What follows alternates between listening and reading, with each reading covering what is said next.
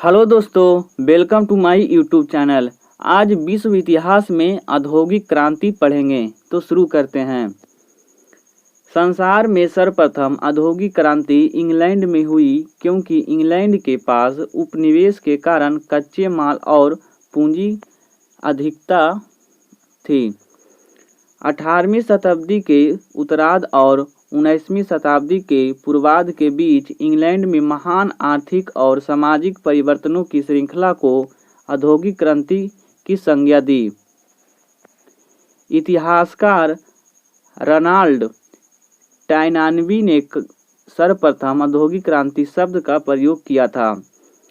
साधारणतः कांसे, लोहे, कोयले और वस्त्र आदि दूसरी चीज़ों के उत्पादन ढंग से आमूल परिवर्तन को औद्योगिक क्रांति की संज्ञा दी जाती है। सर्वप्रथम औद्योगिक क्रांति इंग्लैंड में ही क्यों? जिस तरह 18वीं शताब्दी में राजनीतिक क्रांति के सभी साधन फ्रांस में मौजूद थे, उसी प्रकार इंग्लैंड में भी औद्योगिक क्रांति के सभी उत्पादन मौजूद थे। आंतरिक अशांति 1688 की गौरवपूर्ण क्रांति ने इंग्लैंड में सामाजिक शांति और आर्थिक प्रगति का मार्ग प्रशस्त कर दिया था। मध्यम वर्ग का उदय 17वीं शताब्दी में व्यापारिक क्रांति के कारण मध्यम वर्ग के ही क्रय शक्ति बढ़ रही थी। पूंजी की अधिकता 18वीं शताब्दी में इंग्लैंड यूरोप का सबसे बड़ा व्यापार देश था। बैंक प्रणाली की विकसित होने से कर्ज देने योग्य पूंजी की प्रचुरता थी। माल की जोरी पकड़ती मांग 18वीं शताब्दी में यूरोप में हो रहे युद्ध के कारण इंग्लैंड में ही मित्र राष्ट्रों के सैनिक भी जूते, कपड़े, बटन, अस्त्र शस्त्र, अन्य युद्ध सामग्रियां की मांग इंग्लैंड के ही पूरी करता था। ये मांगे बढ़ती जा रही थी, जिससे बड़े पैमाने पर माल पैदा करने के दबाव ने औद्योगिक क्रांति के अपरिहार्य बना दिया। कृषि क्रांति इंग्लैंड में सर्वप्रथम कृषि क्रांति हो चुकी थी। आधुनिक तरीके से कृषि होने के कारण कई किसान बेकार हो गए थे, जो अपनी जीविका चलाने के लिए मिल मालिकों के लिए मजदूरी करने लगे और इससे श्रम शक्ति की पूर्ति हुई। कुशल कारीगरों की उपलब्धता 17वीं शताब्दी में यूरोप के अन्य देशों भी बड़ी संख्या में कुशल कारीगर मजदूर इंग्लैंड आकर खेती, बड़े और उद्योग धंधों में लग चुके थे। कच्चे मालों की सुविधा एक बड़े साम्राज्य में स्वामी इंग्लैंड के पास बहुत उपनिवेश थे। उन उपनिवेशों से इंग्लैंड की बड़ी मात्रा में कच्चे माल प्राप्त होता था। गुलामों की उपलब्धता उपनिवेश से इंग्लैंड को अधिक श्रम करने हेतु बड़ी संख्या में गुलाम भी आसानी से मिल जाते थे। औपनिवेशिक साम्राज्य की वृद्धि से ब्रिटेन की औद्योगिक क्रांति प्रगति से काफ़ी बल मिला, क्योंकि औद्योगिक विकास के लिए प्रमुख चीज़ पूंजी, श्रम, कच्चा माल, बाजार और उपनिवेश से ही मिल जाती थी। जनसंख्या में वृद्धि 1745 ईस्वी में इंग्लैंड में फाउंडलिंग हॉस्पिटल की स्थापना से हजारों बच्चों की रक्षा हुई। चिकित्सक की सरकारी सहायता से इंग्लैंड की जनसंख्या काफ़ी बढ़ी तो चीज़ों की मांग भी बढ़ गई। वाणिज्य धंधों का पतन होने का स्वतंत्र व्यवसाय उदय के कारण भी औद्योगिक क्रांति को काफ़ी बल मिला। गुलामी प्रथा का अंत होने से स्वतंत्र लोग कोयले और लोहे क्षेत्र में आजीविका ढूंढ मान मुताबिक काम करने लगे। व्यापारिक संगठन, गुलामी प्रथा तथा वणिक संघ की समाप्ति उद्योग धंधे बड़े उद्योगपतियों और व्यापारियों के हाथों में केंद्रित हुए, जिनका पास पर्याप्त मात्रा में पूंजी थी।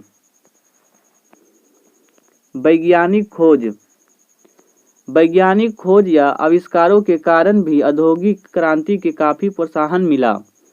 इंग्लैंड में कच्चे माल और पूंजी की अधिकता के माहौल में सर्वप्रथम औद्योगिक क्रांति की शुरुआत सूती कपड़ा उद्योग से शुरू हुई। वैज्ञानिक खोज के फलस्वरूप उद्योग धंधों और उत्पादन के तरीके का आमूलन परिवर्तन आया। औद्योगिक क्रांति के दौरान हुए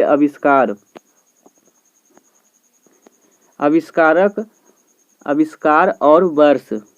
तेज चलने वाला शटल जॉन के 1733 ईस्वी में खोज किया। शिपिंग जेनी यानी सूत काटने वाला यंत्र जेम्स हरग्रीव्ज ने 1765 में।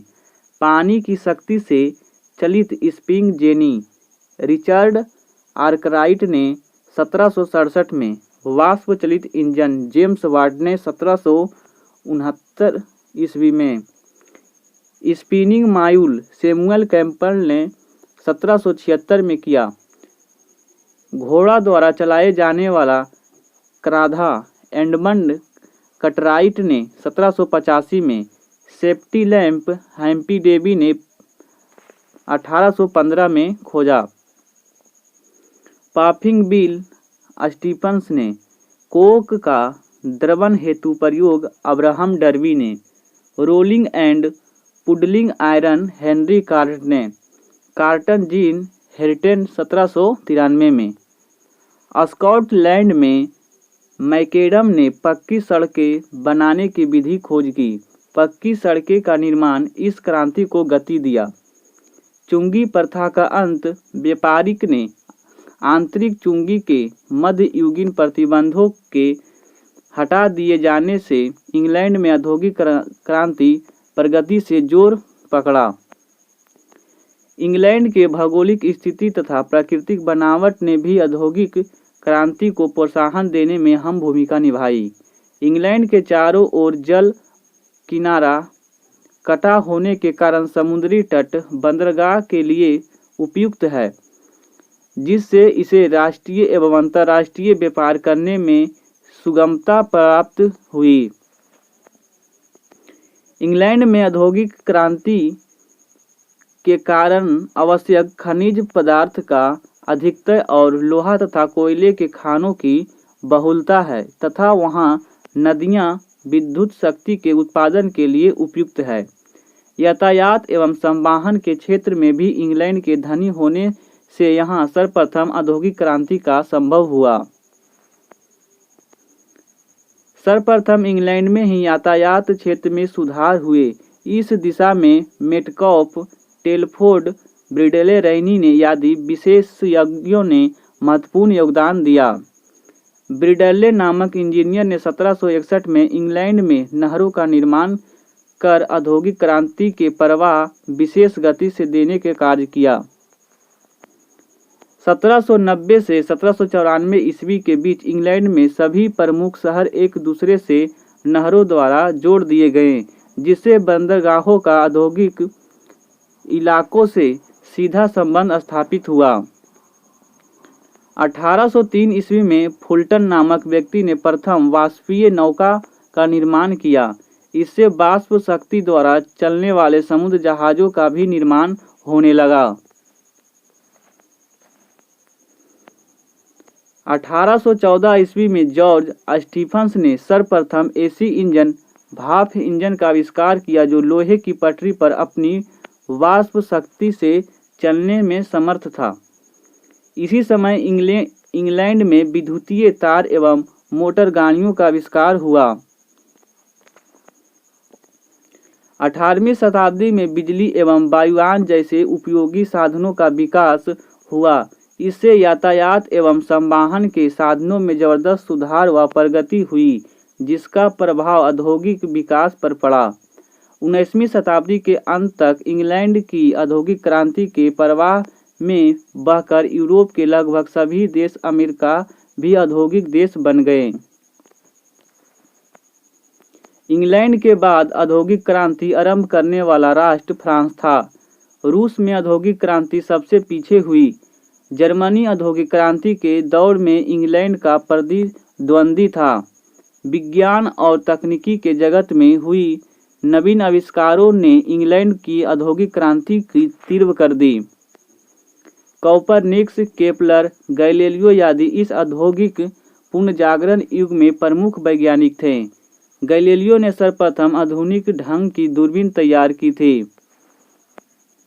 इस दूरबीन से देखने पर वस्तुओं का परिमाण 590 गुना बढ़ जाता था। खुर्दबीन का निर्माण भी इसी समय हुआ था। केपलर जर्मनी वासी ने पृथ्वी के धुरी तथा सूर्य के चारों ओर उसके घूमने की पुष्टि तथा अन्य ग्रहों की परिक्रमा के संबंध में बुनियादी सिद्धांतों का प्रमाण सहित प्रतिपादन किया। ट्रेसली ने वायु भार मापक यंत्र का आविष्कार किया। फ़ारेनहाइट ने 1725 ईस्वी में ताप मापक यंत्र का निर्माण किया गया।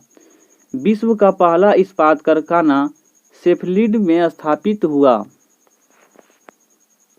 इंग्लैंड के वैज्ञानिक जेथरो टल ने ड्रिल नामक यंत्र का आविष्कार किया, जो खेतों में जुताई और बुआई एक साथ करता था। इंग्लैंड में लॉर्ड टाउनशेंड ने फसल चक्रण का सिद्धांत प्रतिपादन किया। 1760 में पत्थर के कोयले के द्वारा भट्ठी में लोहे ढालने के तरीके का आविष्कार हुआ। अब ढलुआ लोहा काफी मात्रा में तैयार किए जाने लगा। 1799 में पहला लौह का पुल बना। लोहे के लेथ का निर्माण हेनरी मैंड्रिसले ने किया था। 1790 ईस्वी में लोहे का पहला जहाज बना। फिर रेल, जहाज तथा अन्य मशीनों में लोहे का इस्तेमाल तेजी से होने लगा। 18वीं शताब्दी में इंग्लैंड में कृषि क्रांति का सूत्रपात आर्थर यंग द्वारा किया गया। स्पिनिंग जेनी क्या है? 1764 ईस्वी में जेम्स हरग्रीव्ज 8 चरखों पर सूत तैयार करने वाली मशीन बनाई, जिसका नाम उसने अपनी पत्नी के नाम पर स्पिनिंग जेनी रखा। इस मशीन पर एक ही आदमी 8 चरखों के बराबर सूत तैयार कर सकता था। इतिहासकार टेविलियन ने आर्थर यंग की नई खोज अवतार कहा था। 1769 ईस्वी में जेम्स वाट ने भाप की शक्ति से चलने वाला इंजन का आविष्कार किया। आगे चलकर यह शक्ति का प्रयोग कताई और बुनाई में कामों को अतिरिक्त छापाखानों में, यातायात के साधनों और लगभग सभी प्रकार कल कारखानों में उपयोग होने लगा। 1785 ईस्वी में कार्टराइट ने बुनाई की उत्पत्ति के लिए पावर लूम नामक जल शक्ति के सहारे चलने वाला एक करधा निर्माण किया। इसका प्रयोग केवल सूती वस्त्र तक ही सीमित था। 1801 ईस्वी में इंग्लैंड में पहली वाष्प चलित रेलगाड़ी बनी। 1807 में फुलटन ने वाष्प चलित जहाज बनाया। हेनरी बेल ने समुद्री यात्रा करने में सक्षम जहाज बनाने और दिशा में प्रगति किया। 1829 में जॉर्ज स्टीफंस ने पहली भाप चलित गाड़ी बनाकर उस पर यात्रा किया। वस्त्र उद्योग के क्षेत्र में हुए नवीन या महत्वपूर्ण वैज्ञानिक खोजों के कारण इंग्लैंड में सूती वस्त्र उद्योग खूब पनपा और तीव्र गति से विकसित हुआ। इंग्लैंड के कोयले उद्योग की परेशानी। 19वीं सदी तक कोयले का खर्च दोगुना हुआ, पर खान खोदने के तरीके पुराने थे। खान खोदने में मजदूरों हमेशा जान खोने का डर रहता था। 180 फीट नीचे खान के में जाना संभव न था। काफ़ी छत गिरने का डर भी और काफ़ी गैस। फिर खानों तक यातायात साधन भी अच्छे नहीं थे। 150 वर्ष लगे इन कठिनाइयों को दूर करने में। इंग्लैंड के कोयला उद्योग का भी औद्योगिक क्रांति महत्वपूर्ण स्थान था। अब्राहम डर्बी नामक व्यक्ति ने सर्वप्रथम 1709 ईस्वी में कोक या अर्धजले कोयले के रूप में कोयला का व्यापार किया। 1750 ईस्वी में इंग्लैंड में कुल कोयला खर्च केवल 50 लाख टन था। 1705 से 1709 ईस्वी के बीच न्यूकोमेन नामक व्यक्ति ने वाष्प चलित पाइप का आविष्कार किया। इससे खान से पानी आसानी से निकाला संभव था। 1815 ईस्वी में हेम्पी डेवी ने सेफ्टी लैम्प का आविष्कार किया। इससे खानों के अंधेरे को कम करने का संभव हुआ। 1837 ईस्वी में खान के अंदर काम करने वाले व्यक्तियों के लिए सर्वप्रथम पंखा लगाया गया। इससे खान के अंदर अत्यंत गर्मी से मजदूरों की राहत मिली। 1814 ईस्वी में जॉर्ज स्टीफंस ने द्वारा प्रथम रेलगाड़ी इंजन बनाए और 1825 में रेलगाड़ी का आविष्कार और यातायात क्षेत्र में प्रगति हुई। 18वीं शताब्दी के अंत तक इंग्लैंड के अधिकार भीतरी हिस्सों में नहर का जल बिछ चुका था। 1807 में पानी के जहाज का आविष्कार हो चुका था। इस प्रकार 19वीं शताब्दी तक मध्य तक यातायात के साधनों में आधारभूत प्रगति होने से इंग्लैंड में औद्योगिक प्रगति की पर्याप्त बल मिला। प्रजातंत्र और समाजवाद, राष्ट्रवाद, सांस्कृतिक प्रगति तथा राजनीतिक आधुनिक युग के आर्थिक समस्याओं औद्योगिक क्रांति से परिणाम है। आधुनिक युग का पूरा इतिहास ही फ्रांस की राज क्रांति और इंग्लैंड की औद्योगिक क्रांति का परिणाम है। औद्योगिक क्रांति के फलस्वरूप गृह उद्योग व कुटीर उद्योग नष्ट हो गए। औद्योगिक क्रांति ने एक तरफ तो नए नए नगर बसाया, दूसरी तरफ बेरोजगारों की फौज खड़ी कर दी। औद्योगिक क्रांति ने समाज में आर्थिक विषमता को बढ़ाया। मालिक और मजदूर, शोषक और शोषित दो नए वर्ग बन गया, जिससे खाई सी आर्थिक दूरी पैदा कर दी। औद्योगिक क्रांति के फलस्वरूप इंग्लैंड का आर्थिक विकास तो हुआ और उनके व्यापार भी खूब उन्नति हुई। इंग्लैंड अब उद्योग प्रधान देश बन गया। मैनचेस्टर और क्लाशशायर इंग्लैंड के वस्त्र उद्योग के प्रमुख केंद्र थे। इंग्लैंड में कपास बनाने के उद्योग ने 1850 के बाद अधिक उन्नति की। रेशों को छांटने और सूती कपड़ों को सूत काटने के यंत्रों को स्वचालित यंत्रों का आविष्कार के फलस्वरूप स्त्रियों और छोटे बच्चों भी आसानी से सूत काट सकते थे। सूती वस्त्र के लिए पर्याप्त रुई हिंदुस्तान, मिस्र, ब्राजील आदि देशों से मंगा ली जाती थी। ऊन आता था पर्याप्त मात्रा में ऑस्ट्रेलिया से। सूती और ऊनी वस्त्र उद्योग इंग्लैंड में खूब उन्नति कर रहा था। 1840 ईस्वी के बाद इंग्लैंड में फीता, गाजी और मोजा का उद्योग खूब उन्नति करने लगा। 1864 तक इन कई कारखानों में इंग्लैंड में खोले गए। औद्योगिक क्रांति के ही कारण 19वीं शताब्दी में ब्रिटेन विश्व का अत्यंत समृद्ध देश में एक था। औद्योगिक क्रांति के कारण इंग्लैंड के आर्थिक स्थिति इतनी सुदृढ़ हो चुकी थी, उसने नेपोलियन के विरुद्ध गुटबंदी कर अन्य यूरोपीय राष्ट्रों को आर्थिक सहायता दिया। इंग्लैंड में नए नए जिलों का निर्माण औद्योगिक क्रांति का एक महत्वपूर्ण परिणाम था। साम्राज्यवाद का विकास जो इंग्लैंड ने किया वह औद्योगिक क्रांति का एक प्रत्यक्ष प्रमाण था। औद्योगिक क्रांति का बुरा परिणाम मजदूरों को भुगतना पड़ता था। उनमें 16-17 घंटे काम किए जाते थे, बदले में रहने को गंदा वातावरण और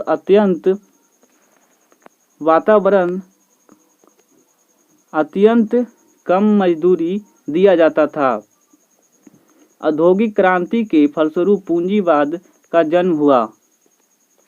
औद्योगिक क्रांति के फलस्वरूप साधारण व्यापारी और पूंजीपति हो गए और वे सरकारी हस्तक्षेप को नापसंद करने लगे।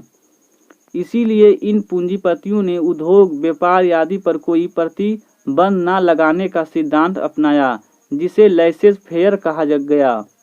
औद्योगिक क्रांति द्वारा पहले पूंजीवाद का जन्म हुआ और बाद में उसी की प्रतिक्रिया स्वरूप समाजवाद का जन्म हुआ। औद्योगिक क्रांति का प्रभाव विश्वव्यापी था। औद्योगिक क्रांति का प्रभाव तीव्र गति से एशिया, अफ्रीका आदि उपनिवेश एवं पिछड़े देशों तक पहुंच गया। एशिया के देश सर्वप्रथम औद्योगिक विकास जापान में हुआ। आधुनिक विश्व की सभी महत्वपूर्ण घटनाएं औद्योगिक क्रांति से जुड़ी थी और उसी का प्रतिफल कही जा सकती है।